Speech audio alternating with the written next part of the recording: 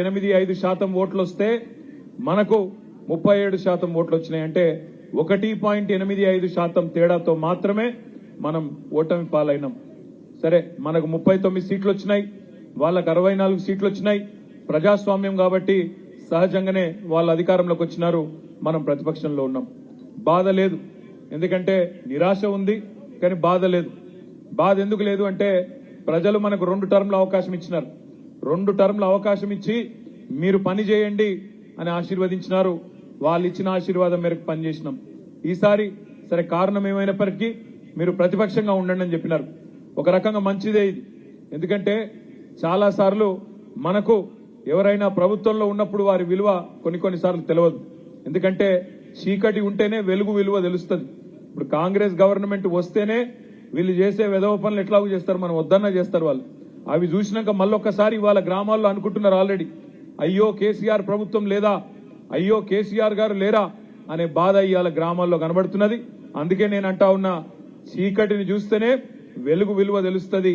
కాంగ్రెస్ ప్రభుత్వాన్ని చూస్తేనే బీఆర్ఎస్ ప్రభుత్వం యొక్క విలువ కూడా తెలుస్తుంది. తప్పకుండా తిరిగి అదే ప్రజలు, ఏ ప్రజలైతే మొన్న కొంత ఏమరపాటుతోని కొంత వాళ్ళు ఇచ్చిన మోసపూరిత హామీలు నమ్మి మోసపోయినారో వాళ్ళు నిజం తెలుసుకోవడానికి కూడా ఎక్కువ టైం పట్టదు. ఇవాళ మీరు చూస్తున్నారు, హైదరాబాద్ లో 10 ఏళ్లలో ఎన్నడూ కరెంటు పోలేదు. మరి ఈరోజు చిన్న పిల్లల బర్త్డే పార్టీల్లో కూడా ఒక అర్ధగంట కరెంటు పోగానే పిల్లలే అంటున్నారు కాంగ్రెస్ కాంగ్రెస్ అంటున్నారు. కరెంటు పోగానే కాంగ్రెస్ కాంగ్రెస్ అని మాట్లాడుతున్నారు. నాకంటే బాగా మీకే తెలుసు, పోతుందా కరెంటు? పోతున్నది కరెంటు. చూడండి, ఒక 60 రోజుల్లో ఎంతమంది బాధపడుతున్నారు ఒక్కసారి చూడండి. గ్రామాలలో కూడా మీరు చూస్తే రైతులు కొంతమంది పాపం వీళ్ళు చెప్పిన మాటలు ఆగమైంది. ఈ ముఖ్యమంత్రి రేవంత్ రెడ్డి గారు ఆనాడు ప్రదేశ్ కాంగ్రెస్ కమిటీ అధ్యక్షుడిగా, కాంగ్రెస్ పార్టీ అధ్యక్షుడిగా ఏం చెప్పిండు ఒకసారి గుర్తు తెచ్చుకోండి.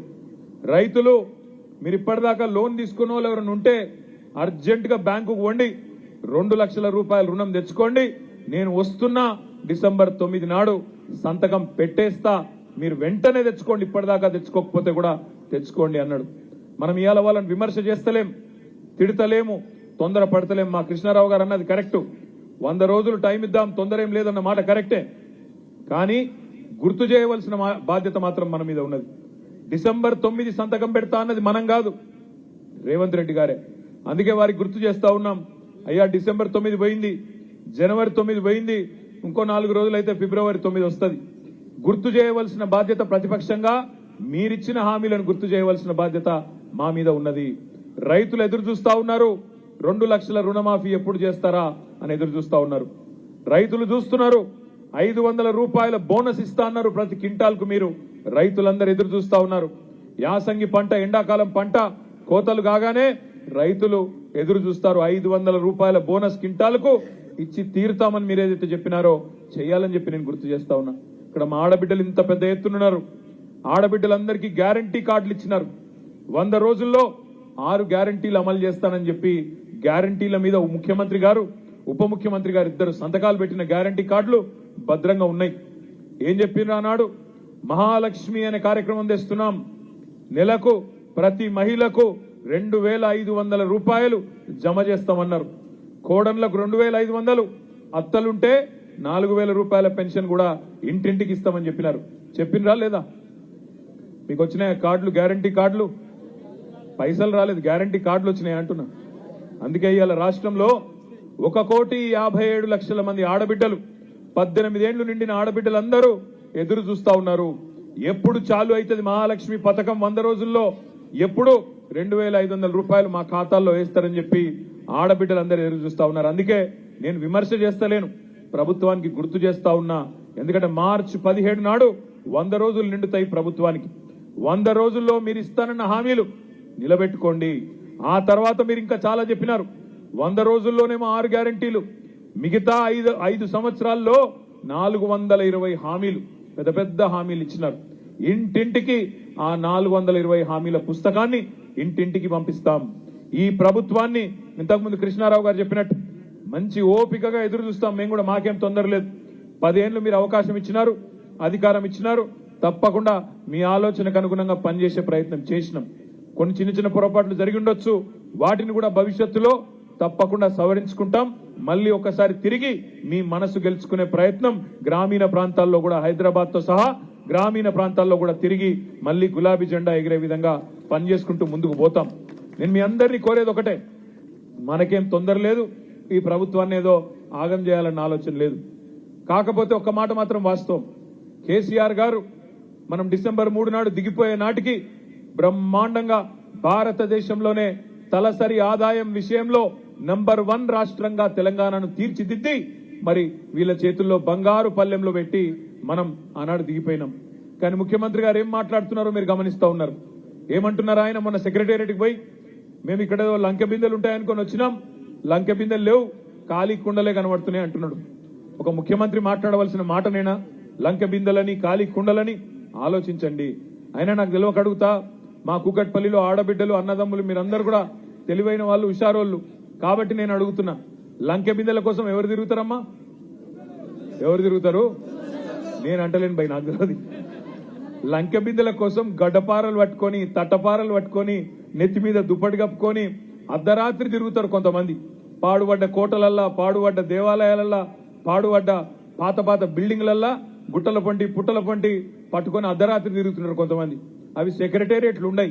ఈ ముఖ్యమంత్రి గారికి మరి ఏమైనా వెనకడ అలవాట్లు ఏమైనా ఉన్నాయో నాకైతే తెలియదు. కానీ ఒకటి మాత్రం పక్కా, ఇవాళ ముఖ్యమంత్రి గారు తెలుసుకోవాల్సిన విషయం ఏంటంటే, మీకు బ్రహ్మాండమైన పరిస్థితుల్లో ఈ రాష్ట్రాన్ని డెవలప్ చేసి నెంబర్ 1గా ఐటీ ఎక్స్పోర్ట్స్ లో నెంబర్ 1గా హైదరాబాద్ ను భారతదేశంలోనే అత్యున్నత ప్రమాణాలు కలిగిన నగరంగా మీ చేతుల్లో అప్పజెప్పి మేము జరిగినాం.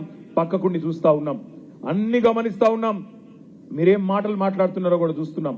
ఇవాళ తప్పుకునే తందుకు ఇచ్చిన హామీలు నెరవేర్చే సమర్థత లేక ఇవాళ మీరు ఇష్టం వచ్చినట్టు నోరు బారేసుకుంటే కూడా మౌనంగా చూస్తా ఉన్నాం. మీరు మాట్లాడుతున్నారు, గమనిస్తా ఉన్నాం.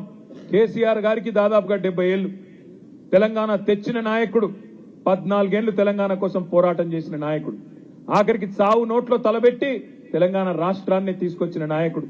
అట్లాంటి నాయకుడిని కూడా పట్టుకొని ఇలా నోటికొచ్చిన బూతులు ముఖ్యమంత్రిగా ఉంటూ కూడా మీరు పాత వైఖరి మార్చుకోకుండా మాట్లాడుతుంటే కూడా ఈ రోజు కూడా మేము గౌరవంగానే మీ గురించి మాట్లాడుతూ ఉన్నాం. కానీ ఇదే వైఖరి కొనసాగితే రేవంత్ రెడ్డి గారు, మాకు కూడా భాష వస్తుంది, మాకు కూడా నోరుంది, మాకు కూడా ఎట్లా ప్రయోగించాలనో, ఎట్లా విమర్శలు చేయాలనో, నీ భాషలో నీకు ఎట్లా సమాధానం చెప్పాలనో మాకు కూడా తెలుసు. ఓపికకు కూడా ఒక హద్దు ఉంటది. నువ్వు ఇష్టం వచ్చినట్టు నోటికొచ్చినట్టు తిడుతూ మాట్లాడితే మౌనంగా చూస్తా ఉన్నాం. 100 రోజుల వరకు కూడా భరిస్తాం, ప్రజల కోసం భరిస్తాం. కానీ మార్చి 17 తర్వాత మాత్రం తప్పకుండా నీ మాటకు అగర్ ఆప్ ఈట్ సే మారేంగే तो हम पत्थर से जवाब देंगे, ఇటుకతో కొడితే రాయితో కొట్టినట్టు సమాధానం ఇచ్చే సత్తా మాకుంది. మార్చి 17 దాకా ఓపికగా ఉంటామనే మాట కూడా నేను మీకు విజ్ఞప్తి చేస్తా ఉన్నా. 100 రోజుల్లో మీరు ఇస్తానన్న హామీలు నిలబెట్టుకోండి. ఆ తర్వాత మీరు ఇచ్చిన 420 హామీలు అవి కూడా నిలబెట్టేదాకా ప్రజల తరపున మేము కొట్లాడతాం. కృష్ణారావు గారు చెప్తా ఉన్నారు, మీరు దిగిపోయిన తర్వాత, మన ప్రభుత్వం పోయిన తర్వాత జిహెచ్ఎంసీ వాళ్ళకి ఫోన్ చేస్తే బడ్జెట్ లేదంటున్నారని అన్నాడు. అదేవిధంగా హెచ్ఎండబ్ల్యూఎస్ కు ఫోన్ చేస్తే బడ్జెట్ లేదు, పైసలు లేవు అని తప్పించుకునే దూరంలో మాట్లాడుతున్నారని చెప్తా ఉన్నారు. నేను ఒకటే మాట ఆలోచించమని కోరుతా ఉన్నా. గత 10 ఏళ్లుగా ఈరోజు ముఖ్యమంత్రి గారు మాట్లాడుతున్నాడు, ఈయన రేవంత్ రెడ్డి, రేపు కేంద్రంలో పార్లమెంట్లో అక్కడ కాంగ్రెస్ వస్తేనే మీకు ఇచ్చిన హామీలు నెరవేరుస్తా అని మాట్లాడుతున్నాడు. నేను అడుగుతా ఉన్నా, ఆలోచించమని. 10 ఏళ్లలో మోడీ గారు ఏమైనా మనకు సహకరించిండా? మోడీ కనీసం మనకు ఒక రూపాయి ఇచ్చిండా? అయినా మనం పని చేయలేదా? ప్రజలకు ఇచ్చిన ప్రతి మాట నిలబెట్టుకోలేదా? ఇచ్చిన హామీలే కాదు, ఈయని హామీలు కూడా నిలబెట్టలేదా కేసీఆర్ గారు? మరి ఇలా ఈయన మాత్రం ప్రజలకు ఇచ్చిన హామీలు నిలబెట్టడానికి నెరవేర్చడానికి మాకు కేంద్రంలో కూడా ఓటేయాలని మాట్లాడుతూ ఉన్నాడంటే ఇది రాజకీయ దివాలా కోరతనం కాదా? ఆలోచించమని చెప్పి నేను కోరుతా ఉన్నా. 20,000 లీటర్ల వరకు హైదరాబాద్ లో మంచినీళ్లు ఉచితంగా ఇచ్చిన ఘనత మన ముఖ్యమంత్రి పెద్దలు కేసీఆర్ గారిది. ఇవాళ కృష్ణారావు గారు చెప్తున్నారు, అట్లాంటి 20,000 లీటర్ల నీళ్ల పథకాన్ని కూడా నీరు గారుస్తూ మళ్ళీ ఇలా మంచినీళ్ళకు కూడా ఛార్జీలు వసూలు చేస్తున్నారు. ట్యాంకర్లు ఆల్రెడీ వస్తున్నాయి గల్లీలల్లా అని చెప్పి కృష్ణారావు గారు చెప్తా ఉన్నారు. అంటే పని చేసేటోళ్లకు, పరిపాలించేటోళ్లకు సత్తా ఉంటే కరెంటు కోతలు ఉండయి, మంచినీళ్ళ బాధలు ఉండయి.